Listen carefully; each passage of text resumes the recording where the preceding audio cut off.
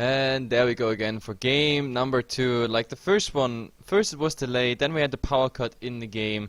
Like another 2 pauses coming out, so I'm really sorry for that. Like it's also not fun for me. But in the end, Assail just won the entire thing. And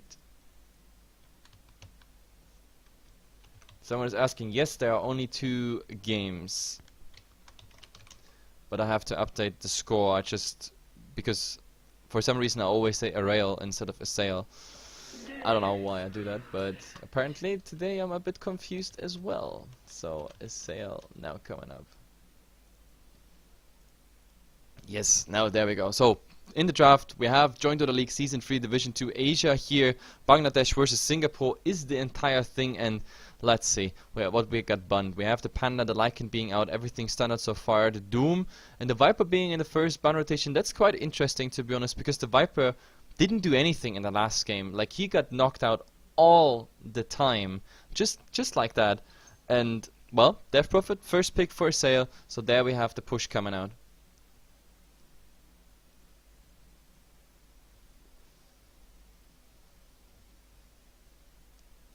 Shaman.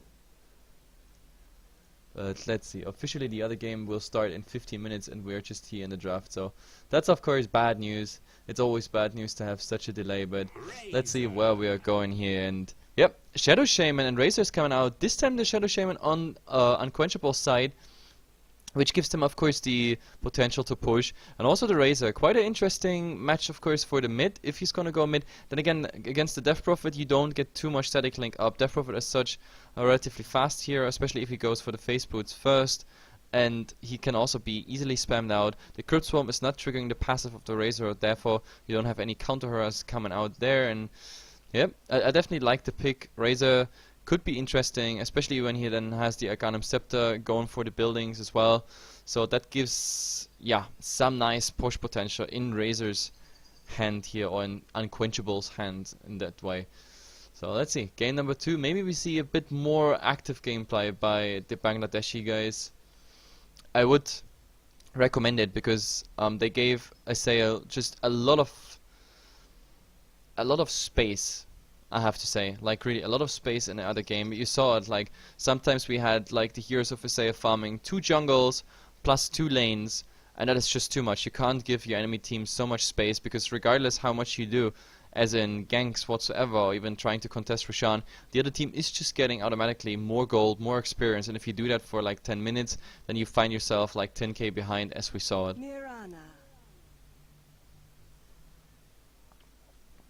And Mirana is coming out here, second pick for Assail. So at the moment we already have a nice swap. Rasta was first on Assail, Mirana was on unQuenchables. Now they swap both heroes and we go into the second ban stage. No Skywrath Mage coming out. That is sort of a respect ban, because this Skywrath Mage last game, he did so much work. Ancient Apparition ban out by Assail. They don't want to have this harass, and the Wraith King as well. It's kind of funny that they ban exactly the heroes they had in the other game. Assail had the Clockwork and the Skywrath Mage both banned. On the other side we had the Ancient Apparition and the Wraith King both banned. So the draft is not really, how can I say this, not giving really too much thought into this. They're just banning what happened last game. I mean, they don't know each other anyway, and apparently they just go by what sticks from the first game. That's at least my impression here right now. But yeah, it's time for the 3rd and 4th pick. Let's see what we got. I mean, they're gonna use some of the reserve time, but there's of course space for another core. Offlaner has to be picked, the second support, something like that will come. The question is, what do they want to secure first? Like, I mean, with the Rasta you already give the intention away that you want to push, but is there maybe more push coming? We could see a Venomancer, we could see a Pugna, but no, the Tidehunter is coming out. The Tidehunter got ignored last game, which is quite interesting, because I actually expected the Tidehunter to come out last game, but it didn't happen.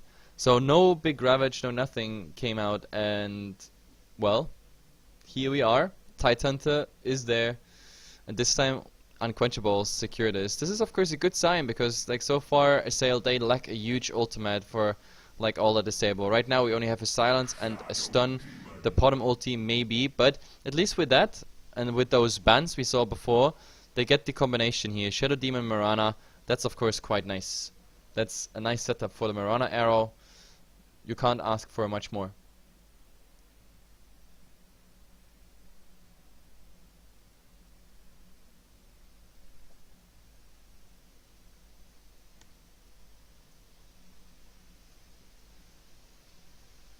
And let's see what else is coming. It's all about the 4th pick now. The 4th pick. Give.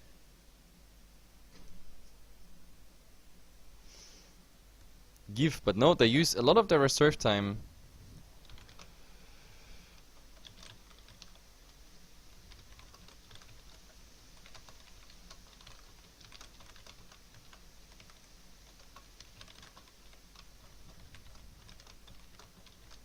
But look at this, they use so much of the reserve time at the moment. There's just a minute left for one more ban and 2 more picks. They're just going for it at the moment. Let's see.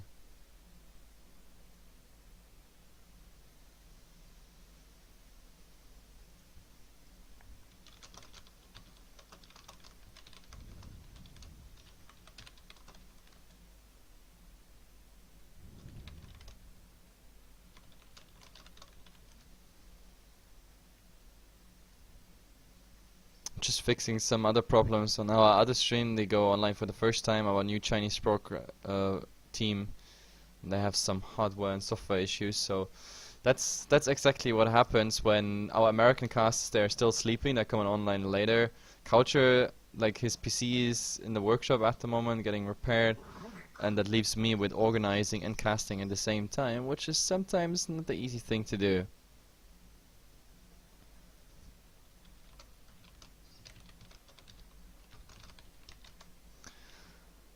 Either way, Rubik is coming out. Finally, they made a decision. I didn't even realize 10 seconds before the reserve time is out, they decide to go for a Rubik.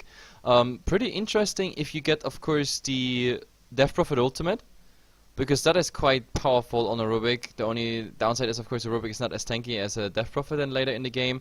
But also Stealing Arrow, Potom Ulti, and yeah, I guess some spells of the Shadow Demon, like the Disruption, also quite useful.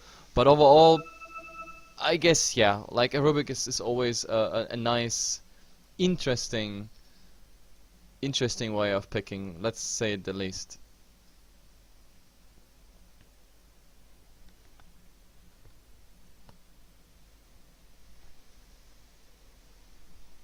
But let's see, maybe now Assail also using up all their reserve time. Like both drafters, relatively slow, I have to say, when it comes to the picks and to the decisions. Maybe they discuss in the background a lot. Who knows? But apparently, like, we had the same situation in game 1 when it was about the 3rd, or no, even the 2nd one. In the 2nd one, the 2nd pick was more than a minute of the reserve time, and then 3rd and 4th, they used pretty much all of it. And look at it, like, they wanted to go for a fast game 2, and it took them almost all their reserve time plus the normal time to come up with the Lashrak. So we not just have now a Shadow Demon Mirana setup, like disruption into arrow, we also have a disruption into split earth by the Lashrak, plus the Lashrak being a second potential pusher if he goes for the Edict build instead of the Lightning build, which is now slowing obviously after the newest patch. And yep, it's definitely interesting. Then again, the Lashrak, Shadow Demon, Mirana, all heroes that are relatively squishy. Like we have Plasma Field Burn, we have the Ethershock Burn, Gush, we have the Rubik Fate Ball. This is a lot of instantaneous damage that is just, yeah, might be enough to get a lot of kills here. So Assail, they have to get quite some HP up on those heroes that they're not just getting burst down, especially in the Ravage combo. This is definitely interesting. So the Pugna's getting banned out. They're afraid that they go full YOLO push with Edict, Exorcism and Netherblast. On the other side, they ban the Ember. I guess legit, even though I did not see the Ember coming, they decide instantly for the Tinker. So this is Tinker mid or Tinker safe lane. I'm not quite sure. We have to see how they're gonna lane it. But yep, we're done with the draft. Batrider is the last one to come out on the Dire side, on the Radiant side here. So we have a Batrider initiation that is our offliner, of course. And yep, Jimmy is picking it up. Was Jimmy the mid laner? I'm not even quite sure. Yeah, he was the Viper. So this is a Tinker mid and a safe lane Razor. Interesting to say the least. Either way, for all those who just joined, just giving you fast the updates on the names introduction. Again, we have here Staying Closer playing the Racer. Then we have Godlike Sexy on the Tidehunter. Jimmy in the mid is gonna play the Tinker. We have Dota Holic from Wraith King to Rubik. He's swapping. Mentolit is playing the Shadow Shaman. On the other side, heading towards the safe lane, which is probably gonna be a tri lane anyway. We have, of course, Def playing the Leshrac, Ponlo on the Shadow Demon, Fatal playing the Mirana, the farming Mirana here in this situation, Vexus in the mid playing the Death Prophet, like he's gonna have a very important role this game, and Hannah playing the Batrider in the offlane. And to be honest, against a Razor alone, you can do quite a decent job, to be honest. As a Batrider, it kind of depends how much rotation will come out here by the Bangladeshi guys, if they stick to a tri lane or if they rotate a lot and give the Batrider some space. But yeah, also Batriders timing on the Blink Dagger will be very crucial. Like I definitely like the Batrider pick just because they have a Tinker. The Batrider is one of those heroes who can actually like search for a Tinker when a Tinker is just going somewhere hiding in the trees and spamming martial machines. Batrider obviously a hero that can fish him out there and drag him with a lasso. So let's see. First of all, we have Mirana blocking here from the base on. Haven't seen this since Dota 1 pretty much, and usually you don't do that. You block a bit later if you want it closer to the tower, but apparently he's going full YOLO. But yep, he's having the range creep first, so this creep is fast over, getting a bit faster lane control here. But now look at this, Leshrac, he found the haste rune, now already going for some right clicks here on the Rubik, but then again, more than 2 right clicks, it's not gonna be of any success. This is probably the worst hero you can have the haste on, but it also means he's relatively fast to that lane, and with a Tidehunter he didn't skill anything yet, so he definitely needs the Kraken Shell first, otherwise he might actually die. And we have a disruption possibly coming out. Also interesting, we have this sentry ward here not scouting out the laning ward, so this laning ward remains. They see all the time when the Tidehunter is coming, but he decides to already stack Ancients. Both teams ignore the Ancients at the moment. There's no countermeasures, and the Tidehunter is gonna see like, oh yeah, this worked, they're stacked, this is just fine. So maybe in the future we're gonna see another sentry ward or so being there, and I don't know. Oh, but look at his shackles here, like amongst the creep. Do we have already a plasma field? Yes, but he's not spanning it. This is a lot of damage already coming for the Viper, and look at all those right clicks. And I just said Viper, but of course I mean Batrider. His Firefly is gonna end soon. Do we have, oh my god, 10 HP, I can't even believe that. But this is 340 movement speed versus 290 on a Rubik, so he's definitely faster with the brown boots, and Rubik not having anything. So too bad the Rasta didn't get anything in there. The Shackles, of course, I think was the right decision, but he needed level 2. In the mid, Jimmy actually having quite some problems against Vaxus, but then again he has his bottle already done, which means he can just bottle up right now. But of course he just wants to spam a bit. Martial Machine's already coming out, so the Death Prophet can't really go that close to give right clicks into him. And the Razor so far having a nice time. The Batrider, well, for him, they get some stacks up here and there. Now the Batrider, what is he doing? He's invisible, but I don't think that's really worth it. And the mid going for the Tinker, like how does he want to set up a kill? Like that slow of level 1 sticky napalm, that's not really worth it in my opinion. But let's see, maybe bottom we have a rotation here, the Tidehunter. Not level 2 yet, 1 point in Kraken Shell, so definitely vulnerable. But the Batrider, you shouldn't stick around here. Like there's a Rubik also just level 1, but let's see. Jimmy getting some right clicks here. There's the sticky napalm. The right clicks are already coming, and look at this. This is actually quite close, but in bottom they were faster. In the mid it's not really working out. They get the first blood here on the Tidehunter. It actually worked out. I was looking at the bottom lane all the time till they come up with this combination, but I thought here in the mid it might actually be enough for first blood. But the Batrider, I don't know, level 2, it's just not enough. So in the end Tinker survives, just heals up, sends the ball home pretty much soon with the boots. Now he's getting the flying courier, so it should be a lot faster. And someone is asking, who's UU? UU is the Bangladesh team here, the unQuenchables. I don't know why they have UU as a logo, but I guess they have a reason.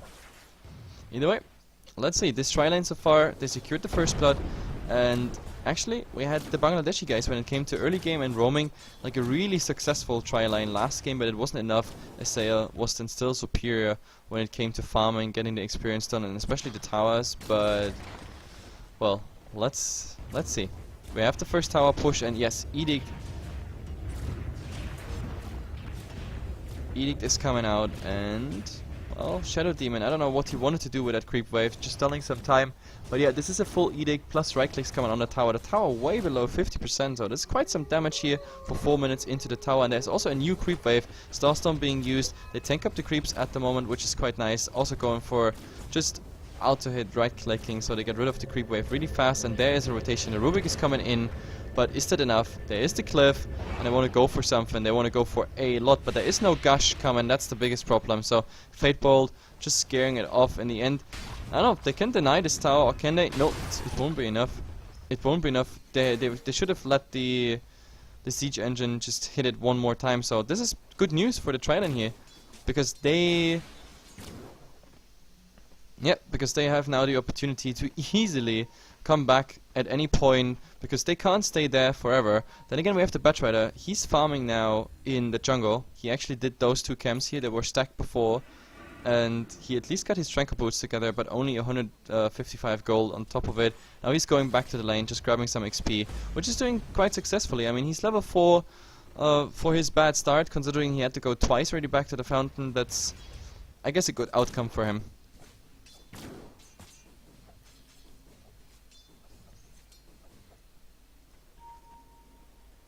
And let's see what's happening next. Just trying to. Alright. Oh, actually the Razor got 5 stacks, 6 stacks, and this will be a kill. Solo kill for the Batrider. That is almost his level 6.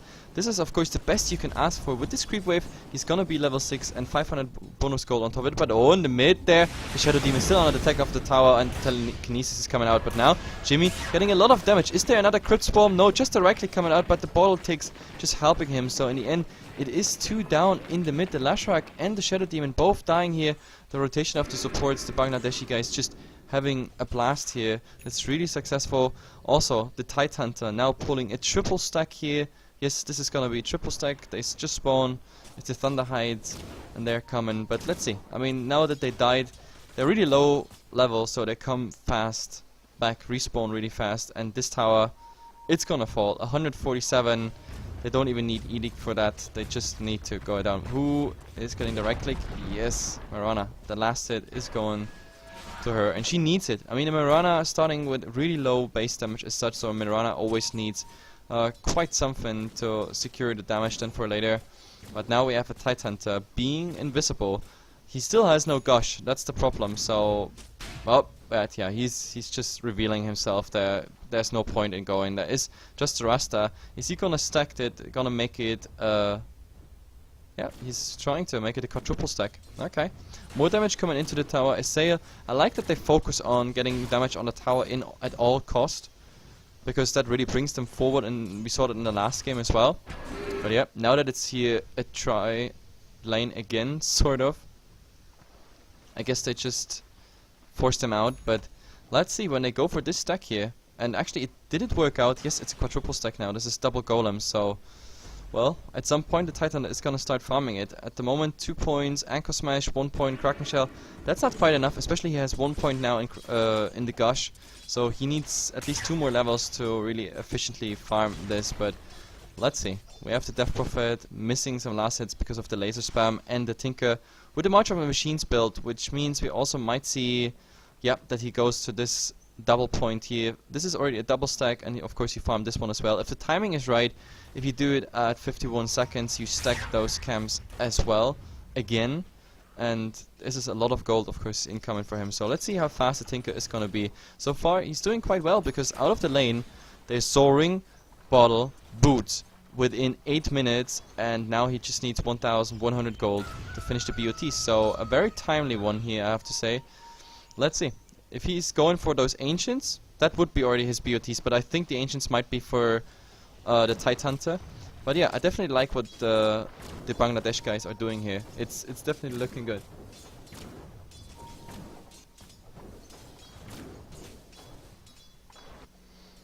And what the hell? Someone is spamming his Twitch channel for giveaway stuff. Jesus Christ, guys! Don't advertise your own channels unless you're friends with HeflaTV. Either way, bottom we have a small push, like really a tiny little push coming out. But over time, they get a lot of damage because there was also a siege engine. The Tinker so far not going in the jungle, not going to his stack, and let's see if we see something here. The Shadow Shaman coming from the side.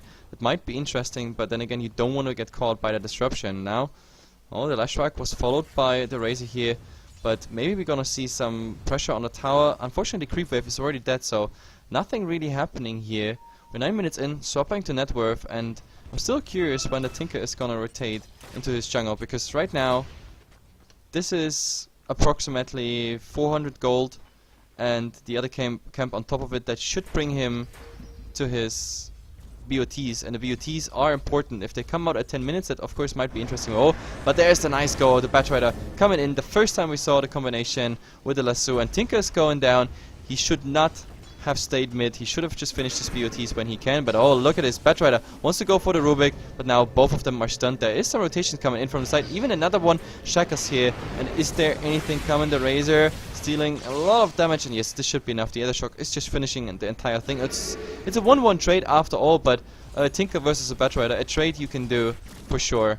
So, yep, so far they can't complain at all, and the Razor gotta be careful here with the next Crypt Swarm.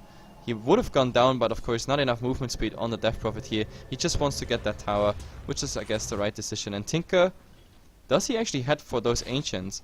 Like the Courier just scouting out that this is a quadruple stack, and you see that Assail, maybe they want to go for something. But Razor, there's the Crypt Swarm, right clicks coming in. One more right click was needed, but the stick even used at the same time. But look at this Shadow Demon coming from the side, trying to get the kill on the Razor, but he doesn't get the disruption through. Like with a disruption, Shadow Poison disruption, that might have done the trick. But no, he's just dying. That was very optimistic what he did there. Like just hoping that the Shadow Poison is ticking him over. Okay. Like Sentry Bolt coming out here just in hope there is an Observer, but there was not. And they still want to secure that stack. The TO2 tower going down at the same time while all this action was going on in the mid. So Assail at the moment 3 towers ahead of the Bangladeshi guys. That's quite something. That's 3 times gold, easy gold for Assail, and saying that, showing the graphs guys, while the Tinker is farming this one here. We have a 2k experience lead for Assail, and in gold we are heading towards the 7.5k mark. It's not even updated yet. I mean, the Ancients, they're gonna give some relief here, of course, but still, like Bangladeshi guys just not farming as efficient as the other team does, and I don't know what he's writing there, but oh my god. Maybe he found him, and there's the Plink Lasso, and now there's even the Shadow Demon Soul Catcher on him, but what is he doing? What is he doing? He just self-disrupted him. That is a huge misplay, and with that, the Razor is escaping. No, he's not. The arrow actually hitting on him, but there's no mana for the Starstorm, but he doesn't even need it. Tower is going down top, and they get still the kill on the Razor, despite of the misplay here coming out by the Shadow Demon. This is a mistake that should not happen, but let's see. I mean, right now, the Tinker, I don't know what he did wrong, but he didn't have enough mana for the rearm, so therefore they just keep pushing with that residual Exorcism plus the Edict. Nice positioning also by the Lashrak, so the Edict is hitting fully the tower. So that is Razor plus 2 towers, and that is all towers down in the bottom and the top lane. This is bad news for the team here from Bangladeshi, the unQuenchables. This is not how you should do it, and now they even find the stacks. The stacks the Tinker refused to take. Instead he died in mid and lost his BOTs for quite a while. I mean, he should have his BOTs right now. Yes, he has, but still, like, this is now a triple camp just farmed up by the enemy, and they just keep on pushing. And if they go back, regen some mana, they don't have too much sustain at the moment because there's no arcane boots out yet on anyone. They still have the bottle, but yeah, no arcanes, no nothing. That is of course quite bad for the mana. Also Titan, the farming now the Ancients. He really wants to go for that dagger rush. Like, he really wants it as fast as possible. He's 150 gold away. Maybe we see then the unQuenchables fighting here. Like, as soon as the Tinker, I mean, Tinker has BOTs. Now we have a dagger soon on the Titan. Maybe that gives them, I know, that impulse they need to start fighting.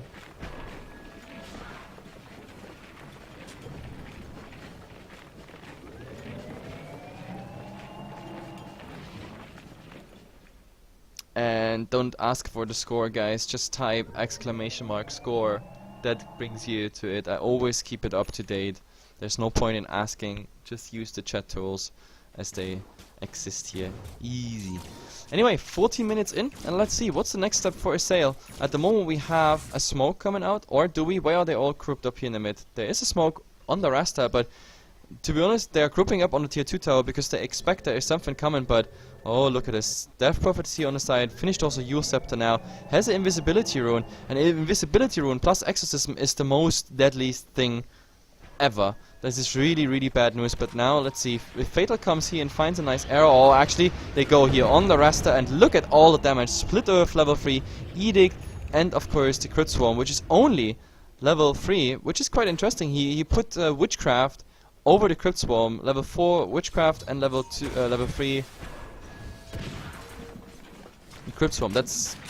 I've never seen this one before. Usually it's the other way around, but I don't know. Do they want to secure the tier 2 tower in the mid? Right now there is March of a Machine spam, obviously, so the Tinker making their life a lot harder. But with the Batrider, for example, if the Tinker comes back, they might actually find an initiation on him. And if they get the tier 2 tower, that would open, of course, the Rosh pit for them. That would be absolutely easy to take the Roshan, but oh, look at it. They got the Rubik already with a nice initiation here, but now there's the invisibility rune on the Death Prophet, but Dust being used, and now all the damage is already coming out here. They have to already go back, and the Rasta is dying again. Both the supports are down, and now the question is, do they want to go for more Mech being used? And the Death Prophet trying to do something, but now he's using Crit Swarm, no invisibility anymore. And let's see, oh, nice arrow here on the Tinker. Is there any jump coming? Anything? No. March of the Machine still ticking. That's just too risky to come in there. The Shadow Demon also now coming back in the fight. And let's see. Are they gonna go for something? With the Exorcism down, I think they just go back and say like, hey guys, okay, we just farm somewhere else.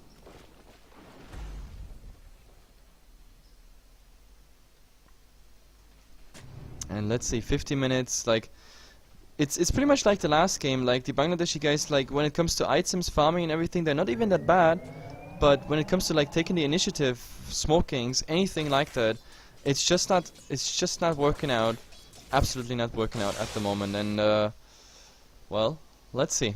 Now maybe some sort of initiative here in the mid. There's only a Shadow Demon to defend at the moment. Of course, he's pulling the creep wave off, and that means they can't really go for the tier 1 tower. The Titan in the background would secure that they have like this counter Ravage if any initiation comes, but I just don't have a good feeling with this at the moment. Fatal, he's split pushing, getting more and more farm. He's gonna go for a BKB. Casual Ogre Club is already up. And let's see. Like what? Oh, there's the Batrider initiation here. Already on the Rasta. The Rasta is gonna die. Split Earth. And yeah, that should be easily enough. They even get the bonus kill on top of it, the Rubik. Now the drum's being used. They wanna scout it, and there. Maybe an arrow in 8 seconds, but no, Tinker's already there. There's the rocket spam, March of the Machine spam. And oh, look at this, there's the disruption, but the arrow is not ready yet. But Split Earth, that's what they need. But the Ravage coming out now, huge damage on the Batrider. But Batrider surviving the entire thing. Now the Death Prophet is just going ham on it. He's like, hey guys, YOLO, I can do it. Kiilstofte buying some time. Look at all this damage on the racer. Does he get the kill? Yes, he gets it, but he dies for it now. Mirana has to be careful. Now, he's just going for the right clicks on the Rubik, but there is no vision, unfortunately. The bottom ultimate stolen gives Rubik here the entire thing. And when is there a Fate Bolt coming? Fate Bolt wouldn't even kill him. This is level 4 Fate Bolt. Doesn't really matter. He's just leaping out, and that's pretty much it. But really an awkward fight. Now double up here on Assail. 12 versus 6. Ben Bonlo. Oh my god, he finds that easy kill on the Rubik, and maybe even more, because right now the Rasta is chasing him. But look at the Edict. The Edict just ticking through, and now the Mirana trying to get that last hit, but no, it doesn't work. And I was just talking about the 12 and 6. Make that 14 and 6. Assail just sailing away at the moment. They have... Do they have now enough sustain? No, just the... Oh, actually no, now they have. There are the Arcane Boots, and we have a Urn as well. No mech, though. This is really surprising. With the mech they could do much more, but no, they're not even planning on it. Tinker spamming March of the Machines. That's like the only thing that keeps the unQuenchables here in the game. That's really the only thing that keeps them in the game. Like if it wasn't about March of the Machines, like we were already looking at high ground. I'm pretty sure of that. And now Tinker, he's spamming. This is level 4 rockets, but oh, look at it. There's the Batrider. Second playing the arrow, even hitting on the Razor, but oh, nice telekinesis. But the Tinker really being low. Fatal using his ultimate, but he's already really low, and now the Titan is just following him, and in the end, the Shadow Shaman is getting the Death Prophet kill. This was awkward, to say the least. Fatal is gonna bottle the double damage rune, but yeah, Bangladesh guys, they have defended their tier 2 tower and got a nice kill. I think, was it even a killing spree? No, it was just a normal kill, a free 17 gold worth, but I guess it's one step in the right direction.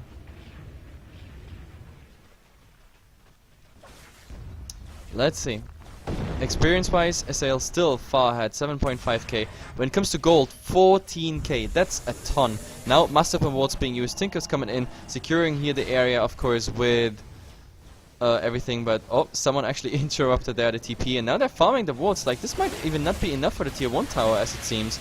Like, they're really trying to commit a lot. There is a Blink Dagger Ravaged ready, and Potom Ultimate is coming out. Look at this, a little frame break harass, but oh my god, Ponlo, you're getting really, really low, but 4 staff out. Do we have a go here? Mirana, she gotta be careful, like this March of Machines is just killing them at the moment.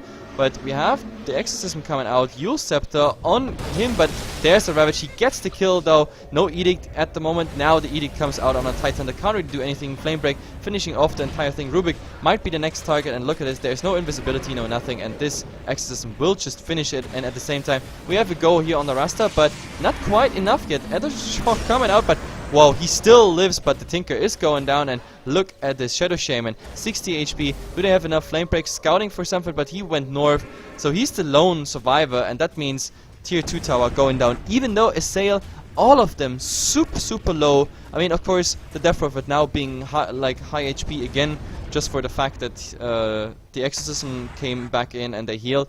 So is it Roshan? Question mark. That, of course, might be interesting. With the Exorcism not as fast as they might maybe want to. But yeah, the unQuenchables here, they're losing more and more ground, unfortunately. This is just not working out the way it should be. So 18 and 17, 20 minutes in. And yes, the experience and gold is just climbing higher and higher. Even before the 30 minutes mark, they're statistically on an all-time low. For now, Assails, they're going back. We had this like little break last time already. Like there were, okay guys, we got all outer towers really fast, and high ground we just take our time, we farm something before, but maybe this time Assail is like, hey guys, we have so good push and initiation with the Batrider, maybe we go high ground earlier. Tinker trying to farm here something up, like so far he hasn't been any, I don't know, not a crazy impact on the game when it comes to damage. Like the only upside was of course the March of Machine securing a lot of things. The Tidehunter, I don't know, the Ravages that came out, only one of them being quite useful, the rest was just more or less passively used. And let's see what else is coming out. The Leshrac is gonna go for a pipe. That's definitely interesting. I like that because they need that sustain, especially against Martial Machines and Rocket Spam. So we have Urn of Shadows, of course, coming out, and he is not afraid to also collect some charges on this. The Hood of Defiance helping him personally, plus the pipe. Then sooner or later we're gonna absorb like a lot of damage. And let's see, what did we find here? Yes, we found the Tinker. There it is, and they get an easy kill. There would have been a rotation, but they're so far away. The Shadow Shaman, there's an Observer Ward, but they know because they have a gem on the Batrider already. That was the shortest Observer Ward of all time. In the bottom lane, there's the Exorcism, there's the Edict. Cliff is available. They have to use it because look at the damage on the tower. The tower is just falling so fast. Now we actually have this out, but they found the Shadow Shaman in the meantime. But here, this is more interesting. There's everything coming out on them. The Leshrac is the first one to fall, and now let's see. They have the Potom Ultimate, and maybe they even turn this around because they have no vision. Yes, the Rubik is the first one to die here. Now even the rest is in trouble. The Razor is the target. The arrow actually hitting on him, and let's see. A lot of damage coming out so far, but the Exorcism just doing so much damage. They're gonna finish up the tower. Tinker is the only one alive there, but he has to be careful as well because, like, if there's a disruption on him, he's gonna fall. And let's see, March of Machines being spammed, but also in an angle where you can still go on max range, just hit those Raxes down, and that's exactly what they do. They focus on the melee Rax because they know they have time. Master Wards just to defend, and you don't want to stand around here. And look at this, they really make sure those Raxes are surviving. But Shadow Demon, what are you doing? You should TP out, but you don't. And this is your life. You have to pay your life for this one. I don't know what he was doing. He was trying to play around with the Tinker. Didn't work out. He didn't get the memo to retreat.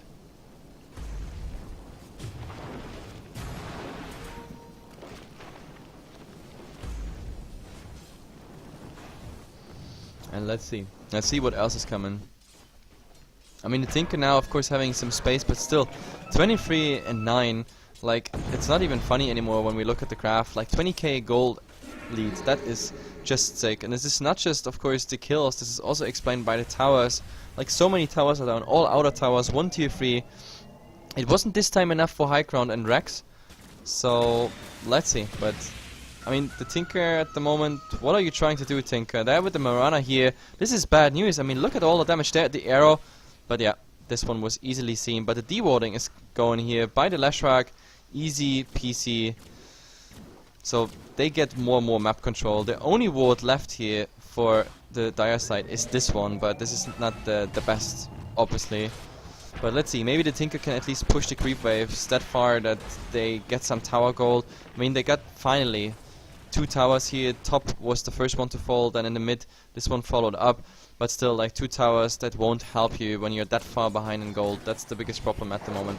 What is Mirana going for? That's a good question. Like, Manta is now done. Maelstrom, there's nothing in the courier except for a bottle. But let's see. Batrider, looking maybe here for the Tidehunter. Oh, is there something? Yeah, the Flame Break! Finding the interrupt, and now, of course, this Tidehunter is so dead unless he uses the Ravage, but wasting that Ravage is bad news, so all he is doing is stalling some time, and there's even a Rod of Aethys. Who got that Rod of Aethys? Oh my god, the Death Prophet has it. Okay, also very interesting. What? Look at meantime here, Fatal just popping the BKB, getting kill 1, getting maybe even kill 2. Oh, there's an arrow on the Rubik. Nice playing here. This is the last projectile flying on him, and the bounce is off. He's getting a triple kill solo. 1 versus 3. Easy going Mirana, and now Exorcism up. Only the Tinker alive, but I don't think he can defend this. This might even be 2 set of racks, and this might be even game. At least the fast one. The Bangladeshi guys, they really tried, but Assail is just too strong. It's just too strong for them. There will be an Edict ready in about 3 seconds. No cliff available, and with that Edict ticking, look at it. Edict, there it starts, and look at how massive the damage is. A disconnect on the Razor, and they say GG, and that's it. GG, well played. Assail is winning 2-0. They just get here 1 more little kill, maybe a second one. No, this time the admin is there to just make it fast. So guys, thank you for tuning in here on HeflaTV 1. My name is HeflaMog, casting today for you because I'm the only one alive pretty much, because all the others are slacking around. But it doesn't really matter. Assail is going for another series. They play against another Singaporean team called Afterlife X, and I'm looking forward how they are. So I've never seen Afterlife X since the last season, so yeah, maybe gonna be an equal game. I definitely like what Assail is doing. And either way, I hope you like what we do here. Then give us a follow on Twitch, on Facebook and Twitter as usual, guys. You get the news with what we come online. And of course, everything else you can read below the stream. So yeah, see ya in some minutes for the next 2 game series.